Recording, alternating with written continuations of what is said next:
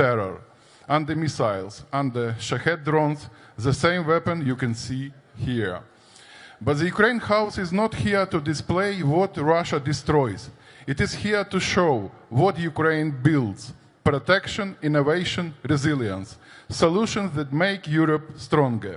And we have learned our hard lessons, and we are ready to share them. Over the next 2 days, the Ukrainian House will be a place to speak about Ukraine, but not only about Ukraine, because this is about all of Europe, from the battlefield to energy security, from supply chains to defense innovation. It would be fair to call this place Europe House, because Europe is our common home, and we all want our home be well protected, prosperous and comfortable. We must take it into our own hands. The time when Europe relied on external powers is over. As I said, no more outsource. We have enough of our own strength. We only need to admit it, and Ukraine is a key source of that real European strength. Across our country, we created so-called points of invincibility and resilience hubs where people get heating, power, and support when Russia tries to destroy life. I want these hubs to be a point of invincibility for the Munich Security Conference, a hub for clear thinking, solidarity, and action, a place of inspiration where you can find your true inner strength. Today, Ukraine is Europe's point of invincibility, its main resilience hub. This house also commemorates our fallen heroes. This is a place of remembrance, and I want to reiterate that remembrance is not a violation. This place turns remembrance into resolve.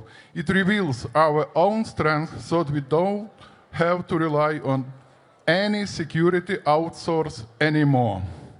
I am grateful to the Munich Security Conference leadership for making this house possible. And Mr.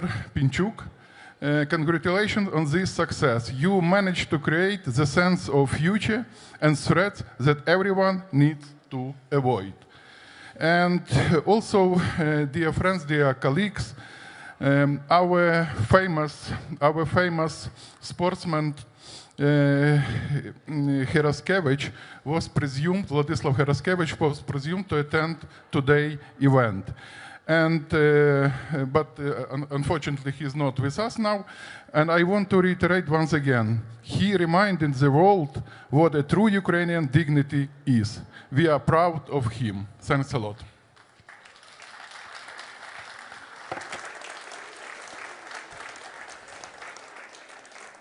Yeah, thank you very much, Minister, for your words.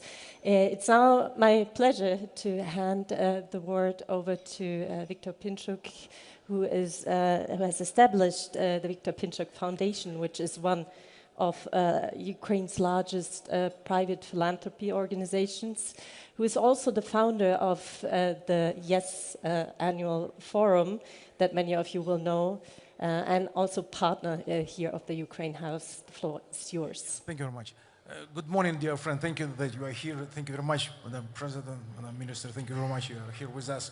It's really great that Munich Security Conference, and this is the initiative, this is the idea, organized with partnership with us, with Office of President of Ukraine, this Ukraine House for the first time.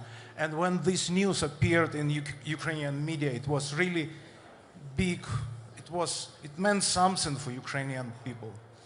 You know, I have an honor from time to time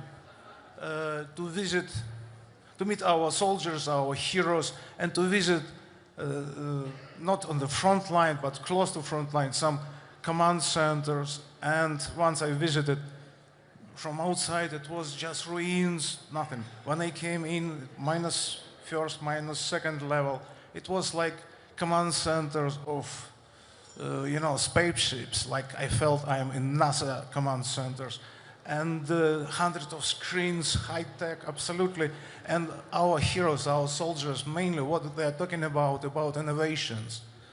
And they know the only way to survive, the only way to protect our independence, sovereignty, and to win in this war, to be faster in innovation than our enemy. And this is the message also of this Ukraine house. One example, you can see this real Russian-Iranian joint product Shahed. And, you know, we can see every day, every night, hundreds, sometimes thousands of these Shaheds in Ukrainian skies. And Ukrainian innovative people produce absolutely new high-tech drones interceptors. And now with these drones interceptors, we can see these drones, and you can see even process of production of these drones. Sometimes we can intercept 75, 80%, sometimes 90% of enemies' drones, but unfortunately not 100. And this is, of course, this is huge problem. That's why during this record called Winter in Ukraine, we had millions of Ukrainians stayed without electricity, without light, without water, and in a very cold apartment. And now I have two messages for you. First, dear friends, we need you, and we need you very strong, very safe. You know, of course, that our enemy wants to destroy your security, and that's why one of the messages of this Ukraine house, Ukrainian exhibition, and Ukrainian artist Alexei Sai make this in a very powerful way. Message, change or die. This is first message. And second, one more time, very important for us to have Ukraine house in Germany. But also we need German towers in Ukraine. We need more American patriots in Ukraine, and we need more money for more investment to our defense industry. We can produce at least twice more drones and interceptors, but just we need more money, we need more investments. And just last, because when I came to this space this morning, first time I felt, look, it's unique synergy between art and weapons. Maybe for first time we can see this. As you can imagine, I am not specialist, not expert in the marketing of defense production, but I think for the first time, and it's very powerful, to show not only weapons, but the cause. Why, for hell, do we need these weapons? We have to protect our children, we have to protect our cities, and this is also a very important message of our Ukraine house. I believe that this Ukraine house will contribute to the achievement of our goal, just, secure peace in Ukraine. Thank you very much.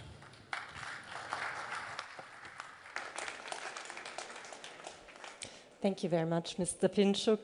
Before I hand over to the next speaker, just a brief welcome to Christine Lagarde, President of the European Central Bank, joining us here in the Ukraine House.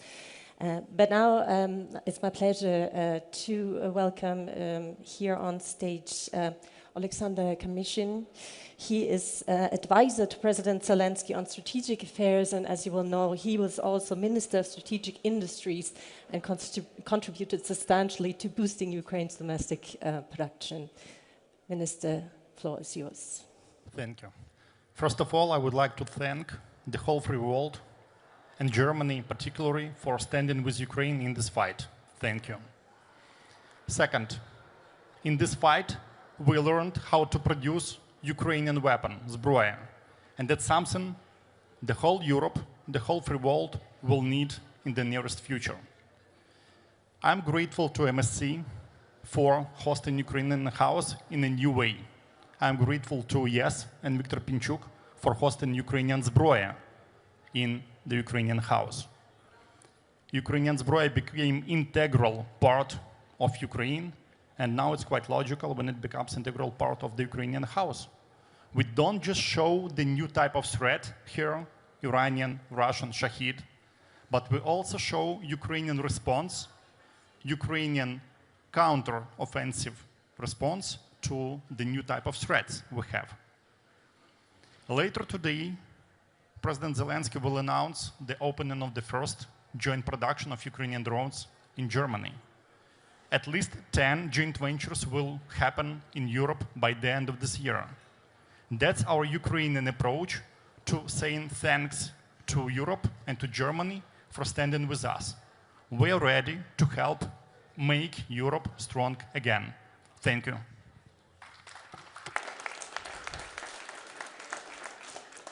Thank you very much. It's my pleasure to welcome our next speaker, who is Heiko Thoms, is German ambassador to Ukraine. Yeah, thank you very much for this opportunity to really thank the Munich Security Conference and Viktor Pinchuk and everyone involved for doing this, to really take Ukraine to the very heart of the Munich Security Conference here. This is very special. We need to remind ourselves, we need to remind everyone of what's happening in Ukraine. Just last week, I visited the combined heat and power plant in Kiev together with Deputy Prime Minister, which was completely destroyed, which is not coming back this winter. The situation is indeed tough in Ukraine. And what is happening there, let me say this very clearly, these are war crimes, daily war crimes. These heat and power plants have absolutely no military value whatsoever. The Ukrainian arms industry is not affected by this. The Ukrainian soldiers fighting so bravely at the front are not affected by this. This is pure terror. This is only meant to demoralize the people of Ukraine. Well, let me say one thing. The good news is it's not working. Ukrainians are more resilient than ever in this very tough situation. It's only hardening their resolve to withstand the aggression. But of course, no one would be able to face such an horrible aggression alone. Ukrainians need assistance, they need our help. And as German ambassador to Ukraine, I'm actually quite proud to say that we are indeed stepping up. We are now the biggest supporter of Ukraine in every respect, financially, politically, militarily. So this is on the right path, but I think we need to do more. We need to move yet closer together, also on the human level. So this is why it's so great that you're present here, that the Ukrainian House is now at the very heart of the Munich Security Conference. We need to support Ukraine also in this human aspect. Ukrainians are fighting, and all they want, let me say this also very clearly, all they want is to live in freedom, peace, and dignity. They are willing to lay down the arms today. It's clear where the aggression is coming from. Yeah? It's Putin who does not want to stop this war. So we need to support. It's our interest. It's to support, to assist those brave Ukrainians fighting. We're actually in this together already. We have been in this together for a long time. Thank you very much. Thank you very much, Ambassador. Before I move to our last speaker, it's my pleasure to also welcome here Oana Toiu, who is Minister of Foreign Affairs of Romania. Welcome. But now, last but very much not least, it's my pleasure to welcome Alexander Falstinsky.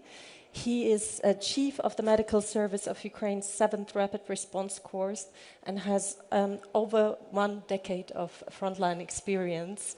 Alexander, please.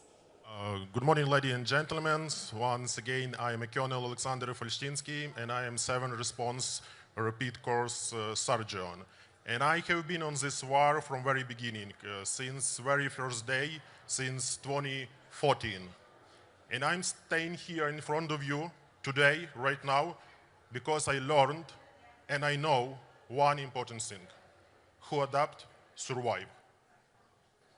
I was a military dentist, and now I lead medical support in one of most technologically advanced corps in armed forces in Ukraine. We call ourselves techno-paratroopers, because every day we renew how to fight, how to kill, and how to save lives.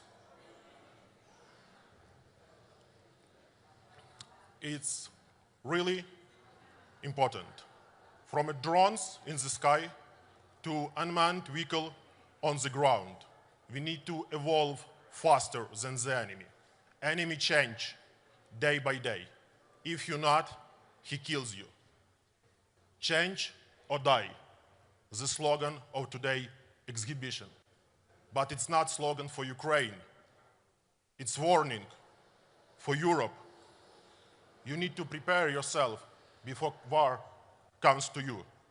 And in this, we Ukrainians are the best partners for you, because we already live in the future of war.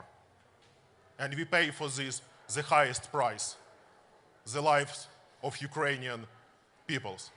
And therefore, I do believe you will listen to us. We can help you change faster. Change or die. Glory to Ukraine. Glory to heroes. Thank you.